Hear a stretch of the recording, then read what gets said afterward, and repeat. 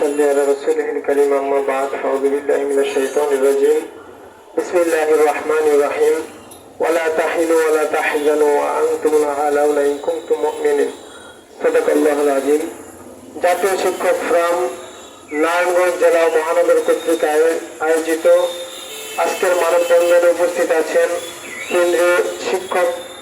কেন্দ্রীয় নেতা, জেলা মহানগরের শিক্ষক নেতা, ইসলামী আন্দোলন বাংলাদেশ নারায়ণগঞ্জ জেলা মহানগর নেতৃবৃন্দ, উপস্থিত আছেন স্কুল, কলেজ, মাদ্রাসা, ভার্সিটির শিক্ষকগণ, উপস্থিত আছেন আমার সাংবাদিক ভাই বন্ধুরা। আমরা যারা শিক্ষক আছি, ছাত্র আছি, আমাদের কাজ হচ্ছে পাঠদান করা। আমরা ছাত্রদেরকে তাদের নৈতিক জীবন কিভাবে, তাদের সামাজিক জীবন, পারিবারিক জীবন, রাষ্ট্রীয় জীবন পরিচালনা করবে, দেশ কিভাবে চালাবে, এই বিভিন্ন ইত্যাদি তাদের বিষয়ে আমাদেরকে শিক্ষা দেওয়া হচ্ছে আমাদের কাজ। আর ছাত্রদের কাজ হচ্ছে আমাদের থেকে শিখে তারা তাদের নিজের জীবন গঠন করবেন, সমাজ গঠন করবে, এই রাষ্ট্রকে গঠন করবে। তা আমরা আসলে রাস্তায় আন্দোলন করা আমাদের কাজ নয়, কিন্তু যখন আমরা দেখেছি সমাজের ভিতরে বিশৃঙ্খলা শুরু হয়ে গেছে, তখন আমাদের ছাত্ররা সমাজকে সংস্কার করার জন্য যখন রাস্তায় নেমেছে, রাস্তা পরিষ্কার হয়ে গেছে। যখন কোটা আন্দোলনের জন্য নেমেছে, কোটা সংস্কার হয়ে গেছে। এখন যেহেতু আমাদের ছাত্র শিক্ষক সংসদে ঢুকেছে, রাষ্ট্রীয় কাজের ভিতরে তারা যখন প্রবেশ করেছে, ইনশাল্লাহ রাষ্ট্র তারা সংস্কার করেই ছাড়বে ইনশাল্লাহ। তো আসলেই একটি কথা বলতে চাই, আমাদের যে সমস্ত ভাইরা আজকে এই দেশকে স্বাধীন করার জন্য, যদিও আমাদের দেশ আজ থেকে 53-55 বছর আগে স্বাধীনতা ঘোষণা হয়েছে, কিন্তু স্বাধীনতার স্বাদ আমরা এই দেশের মানুষ কোনোদিনও পাই নাই। এখন নতুন করে যেহেতু 2024 সালে আমাদের ছাত্র ভাইরা তাদের রক্ত দিয়ে, জীবন দিয়ে আমাদেরকে স্বাধীনতা দান করেছেন, আল্লাহর কাছে দোয়া করে আল্লাহ যেন তাদেরকে শহীদ মর্যাদা দান করেন। পাশাপাশি যাদের গুলিতে, যাদের হুকুমে, যাদের ইন্ধনে আমার ভাইগুলো শহীদ হয়েছে, আমার ভাই রক্ত ঝরেছে, তাদের সঠিক বিচার না হওয়া পর্যন্ত আমরা কিন্তু রাজপথ ছাড়বো না, এটা নিশ্চিত থাকেন।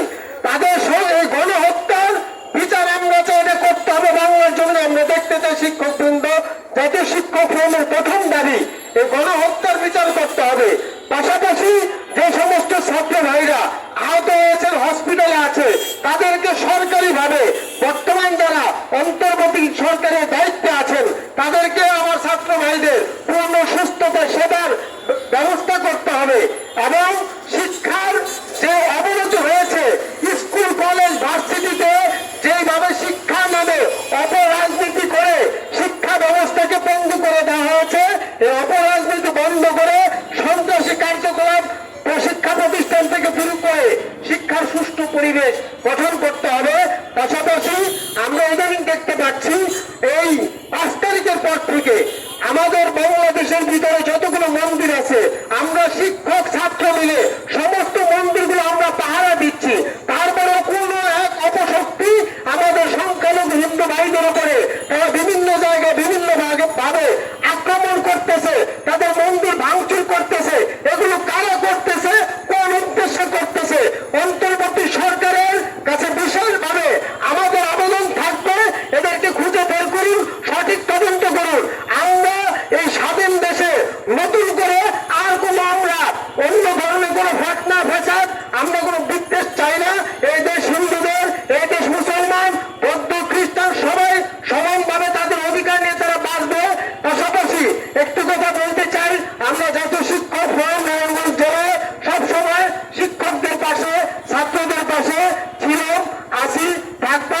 এগুলো আমার আলোচনা এখানে সমাপ্ত করছি। আসসালামু আলাইকুম ওয়া রাহমাতুল্লাহ।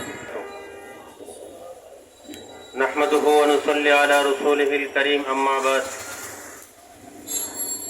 জাতীয় শিক্ষক ফোরাম নারায়ণগঞ্জ জেলা ও মহানগর শাখা কর্তৃক আয়োজিত আজকের এই মানববন্ধনের সংগ্রামী সভাপতি,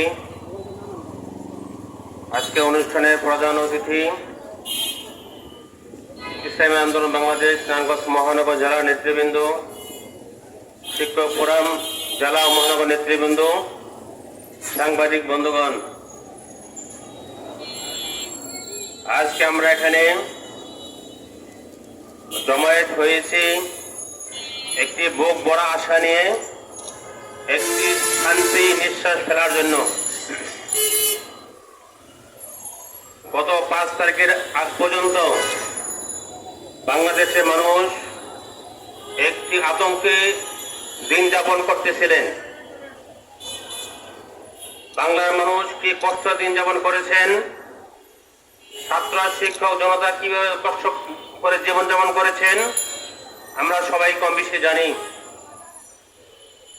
এই বিগত আওয়ামী দুঃশাসনের, এই স্বৈরাচারী শাসনের কবল থেকে আমরা মুক্তি পেয়ে আজকে আমরা মোটামুটি বুক ফুলিয়ে এখানে দাঁড়িয়ে কথা বলতে পারতেছি, আমাদের সাহস মনে আছে। আমরা ধন্যবাদ জানাই বৈষম্য বিরোধী ছাত্র জনতাকে। আমরা আজকে শ্রদ্ধা স্মরণ করছি বৈষম্য বিরোধী ছাত্র জনতা আন্দোলনে যে সমস্ত ছাত্র ভাইরা শহীদ হয়েছেন, যে সমস্ত জনতা শহীদ হয়েছেন, তাদেরকে আমরা শ্রদ্ধা স্মরণ করছি এবং মহান আল্লাহ তাআলা দরবারে তাদের আল্লাহ তাআলার কাছে এদের জান্নাতের প্রার্থনা করছি। এবং যে সমস্ত ভাইরা আহত হয়েছেন, যে সমস্ত বোনেরা আহত হচ্ছেন, তাদের জন্য সুস্থতার জন্য আল্লাহর কাছে দোয়া প্রার্থনা করছি। পাশাপাশি বর্তমান অন্তর্বর্তী সরকারের কাছে আমরা এদের সকলের চিকিৎসার দায়ভার গ্রহণ করার জন্য আমরা আহ্বান জানাচ্ছি। সংগ্রামী সাথী ও বন্ধুগণ, আমরা সকলেই জানি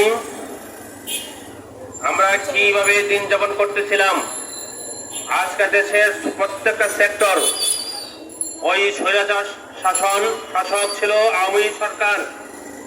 শিক্ষা খাত, স্বাস্থ্য খাত, ব্যাংকিং খাত, এমনকি সরকারি প্রত্যেকটা খাতকে এরা দুর্নীতির মহা উৎসব শুরু করে দিয়েছিলেন। তারই প্রমাণ আজকে আমরা দেখতেছেন যে সমস্ত মন্ত্রী এমপি, সাবেক মন্ত্রী এমপি এবং আওয়ামী লীগের চেলা চামুন্ডরা এবং প্রশাসনের কিছু অতি উৎসাহী হয়ে যারা দলীয় পরিচিতি, আমি আওয়ামী লীগের আগে এবং দায়িত্বে ছিলাম, আজকে এরা লেজ গুটিয়ে পালানোর চেষ্টা করছে। লেজ গুটিয়ে পালানোর চেষ্টা করার পরে যখন আইন শৃঙ্খলা বাহিনীর হাতে আটক হচ্ছেন, ছাত্র জনতার কাছে আটক হচ্ছেন, তখন এদের বাড়িতে যখন তল্লাশি চালানো হয়, তখন হাজার হাজার কোটি টাকা এদের ঘর থেকে পাওয়া যায়, স্বর্ণালঙ্কার পাওয়া যায়, যেগুলো আমরা কল্পনাতীত মনে হচ্ছে। কারণ বাংলাদেশের অর্থনৈতিক অবস্থায় এমন পঙ্গু করে গেছেন ওই আওয়ামী দুঃশাসন সরকার, যার কারণে বাংলাদেশের প্রত্যেকটা মানুষ, খেটে খাওয়া মানুষ, এরা দিন যাপন করতে খুবই কষ্ট হচ্ছে।